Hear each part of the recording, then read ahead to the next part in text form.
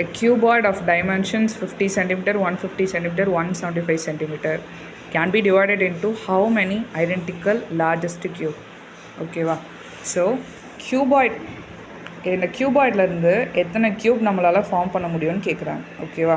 So இந்த மாதிரி கியூபாய்டோட dimensions கொடுத்துட்டாங்க அப்படின்னா நீங்கள் இந்த வேல்யூஸ்க்கு ஹெச்சிஎஃப் எடுத்தீங்க அப்படின்னா அதுதான் இந்த க்யூபோட சைடாக இருக்கும். ஓகேவா?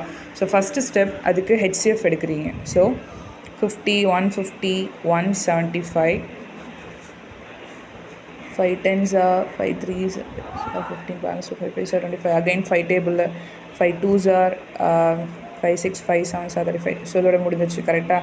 ஸோ க்யூபோட சைடு என்னவா இருக்கும் அப்படின்னா 25 சென்டிமீட்டர். ஸோ நம்ம ஃபார்ம் பண்ண போகிற க்யூபோட சைடு வந்து 25 centimetre.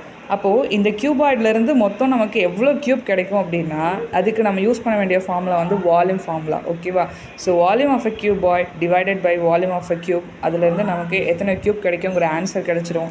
So volume of a cuboid என்ன? L into B into H. So மேலே இருக்க எல்லாத்தையும் நம்ம 50 into 150 into 175 சொல்லிட்டு மென்ஷன் பண்ணிட்டேன். அண்ட் க்யூபோட வால்யூம் என்ன? A cube.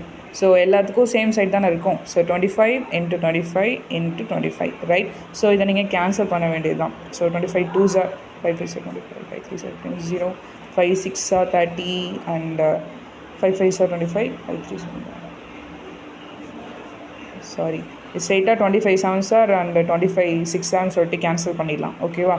ஸோ லாஸ்ட்டாக நீங்கள் மல்டிப்ளை பண்ணிங்க அப்படின்னா 6 2s are 12 into 7, that is 84.